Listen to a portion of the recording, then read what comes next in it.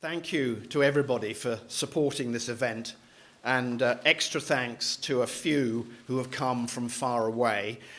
Norman Lischke, the Turf Fox, is here today, all the way from Hamburg. Jim McCann and Martin Jordan from Glasgow. Christian Summerfield from that lovely moorland course, Yelvertoft in Devon. And some statistics, 60% of us are from the Midlands, 10% each from the north, East Anglia and the south, and a few from Scotland. I worked it out. It might have changed slightly because there's been, inevitably in and outs over the last few days. But 56% of greenkeepers are on the Greens Committee here. 11% are secretaries or club officials, and 21% work somehow else in golf, like the sponsors people and stuff like that. And only 12% actually are just golfers, although some of them are interested in greenkeeping as well. I would like to particularly welcome Philip Truitt from Walton Heath, because he resurrected the brilliant concept of the three-dimensional running game that was originally 5 times Open champion Peter Thompson's idea, whereas target golf is two-dimensional.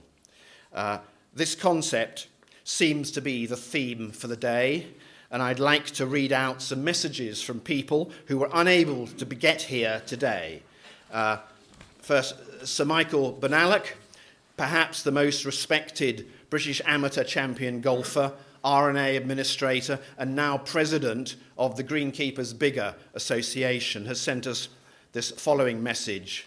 Lorne, please feel free to quote me as saying that I am a total supporter of the running game and the additional skills needed to play it, as well as the added enjoyment it provides. Far too many of our great heathland courses are being ruined. Green does not mean best. To me, it suggests overwatering and injudicious use of fertilizers. Ted Dexter, who had to pull out, I'm afraid, has sent the following message about how his speedier rules that we will be playing this afternoon came about.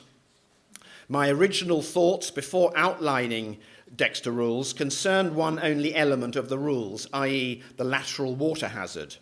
Hook into the water at the 72nd hole with a 2-shot lead in the Doral Open, take a drop, penalty 1 stroke, hit it on the green, 2 putts for a par, and win the tournament.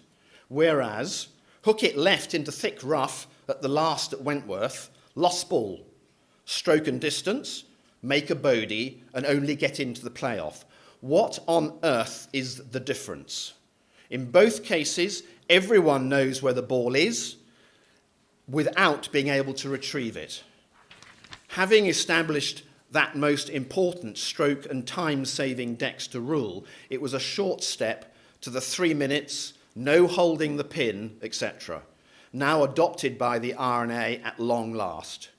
Once established for the Dexter tournament at Sunningdale, we were allowed to play in 3 balls on the 2-ball course. Think how much money clubs could take in green fees if an hour was knocked off every round. It's a no-brainer. Unless you have aspired all your life to get onto the R&A committee and are terrified of embracing anything remotely radical. Have fun on this special day. Very sorry not to be with you, Ted. Donald Steele, another champion golfer and father of the British golf course architecture, sends the following message. When you see what has happened to the lengths some architects go, maybe have to go, to protect their courses, the message that running golf extols is more important than ever. Traditional golf offers options, doesn't take forever to play. If the penny doesn't drop soon, the game will grind to a halt. Hollinwell, an old favourite haunt, exemplifies the true virtues as well as any. Sorry not to be there. Have a good gathering, Donald. I just mention actually that Donald has a new book called The Thin Edge of the Wedge, A Life in Golf, which will be available at the end of September online via Rod McEwen Donald is such a good writer. Another message from Alistair Beggs. The STRI and RNA senior agronomist sends the following message. I'm sorry I can't be with you, and I hope you have a successful day. Our great courses rely on the finer grasses for them to play authentically and offer the golfer that unique British and Irish experience. It is good to know that so many in our industry care about this issue and are doing everything they can to sustain it. Greenkeepers, club committees and consultants must all work together to ensure that the purest form of the game is retained for future generations to enjoy. Carrying on just quickly with the thanks, Fine Golf, it must be said, is very much a labour of love, and it is most helpful that we have sponsors to help with the expenses of the website and organising education days like today, most of which I hope to put on YouTube for the wider public with the help of cameraman Paul Bunyard of Wild About Images, though Gordon will not be filmed. So I would like to thank the sponsors, all of whom sell products and services that help perennial fine grasses in the perpetual fight against the weed annual meadowgrass per annua. DLF Johnson's and Baron Brugg are the world's two prime developers of fine grass seed. Farmura Aquatrols are the leaders in providing organic and water management products, and Baroness from Japan have a mower with their unique cutting blade technology parked right outside for your inspection. It would be nice to think that the ghost of Jim Arthur is hanging over this gathering, and he well understood that the vital importance of having healthy, natural soil biology. Since he passed away in 2005, the science of the right microbes and fungi in the soil has developed, and Symbio has been the leader across Europe for practical compost tea products to help perennial fine grasses win against the weedgrass in both golf and bowling greens. One of the things I would love Fine Golf to achieve is for its message to gain traction across the golf media.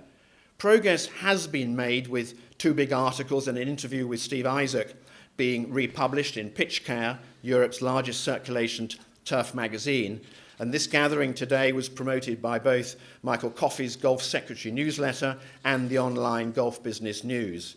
But if the fine grass greenkeeping is to make a real breakthrough, it needs to get on golf television. There is a lot of resistance to this, and little effort, it seems, is being made by those in charge of greenkeeping. Fine Golf will be trying to open up this vital area. In a moment, I will introduce the four speakers. There will be a quick natural break after the third one, so you can have a pee if you need to.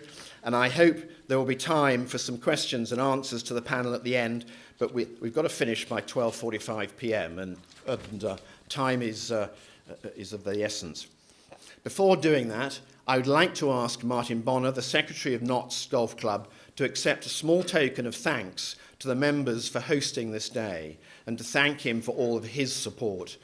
This is a photo of Tom Williamson, pro and head greenkeeper here for 50 plus years, and the club's favourite son, and Harry Varden, who was his foursomes partner, with a quote about Tom from the Hollinwell Fine Golf Review underneath.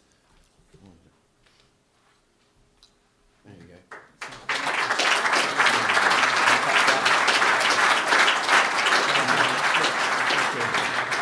Thank you very much.